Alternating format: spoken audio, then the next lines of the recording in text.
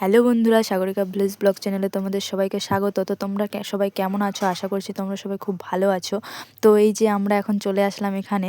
না, এই ঘরটাতে আমরা থাকবো না, বলবো তোমাদেরকে পরে এখানে কি হবে।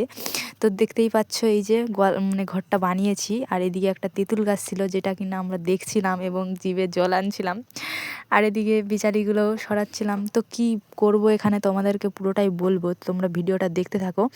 এই যে পুরো জায়গাটা দেখতে পাচ্ছ, এখানে আমরা পুরো জায়গাটা পরিষ্কার করব এবং এই যে এই গোয়ালঘরটা করছি এটা। তো এই গোয়ালঘরটা আমরা যীশু খ্রিস্টের জন্মদিন উপলক্ষে বানাচ্ছি, যে কারণে এখানে পুরো জায়গাটাকে আমাদেরকে সাজাতে হবে। তো তোমরা দেখতে থাকো কিভাবে সাজাবো, কিভাবে কি করব না করব সবই তোমাদের সাথে শেয়ার করব। তো তোমরা দেখতে থাকো ভিডিওটি। তো তোমরা সবাই জানো যে 25শে ডিসেম্বর যীশু খ্রিস্টের জন্মদিন উপলক্ষে পালিত হয় এবং যীশু খ্রিস্টের জন্ম হয়েছিল গোয়ালঘরে। তো সে কারণেই এই গোয়ালঘরটা আমরা বানাচ্ছি। তো দেখতে দেখতে আমাদের গোয়ালঘরটা প্রায় বানানো হয়ে গেছে। তো গোয়ালঘরটা বানানো হয়ে গেলে তারপর আমরা পুরো বাকি জায়গাটা পরিষ্কার করব। তো এখানে দেখতে দেখতে আমাদের প্রায় কমপ্লিট হয়ে এসেছে। তো এইখানে এই যে বিচালিগুলো কিছুটা বাঁধার বাকি ছিল, তো এখানে বেঁধে দিচ্ছিলাম এবং একটা কুঞ্চি দিয়ে ভালোভাবে বেঁধে দিলাম যাতে হাওয়ায় না উড়ে যায়।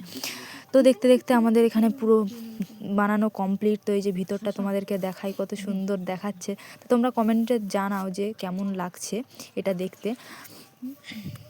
তো এটা তো দেখতে আমার বেশ ভালোই লাগছিল, কারণ যেহেতু এটা আমরা বানিয়েছি। তো তোমরা এটা দেখে বলবে যে কেমন লাগছে। তো এখানে আর বেশি কথা না বাড়িয়ে আমরা কাজে লেগে পড়লাম। তো দেখতেই পাচ্ছ আমরা এখানে মেশিনের মতো চালু করে দিয়েছি আমাদের হাতগুলো। তো যেহেতু এখানে অনেক ঘাস ছিল, তো আমার করতে একটু কষ্টও হচ্ছিল। তো কি আর করব, যেহেতু আমার দায়িত্বে পড়েছে এটা। তো আর কথা না বাড়িয়ে মেশিনের মতো চালু করে দিলাম আমার হাতটা। দেখতেই পাচ্ছ কি স্পিডে চলছে। তো দেখতে দেখতে আমার প্রায় কমপ্লিট হয়ে এসেছে।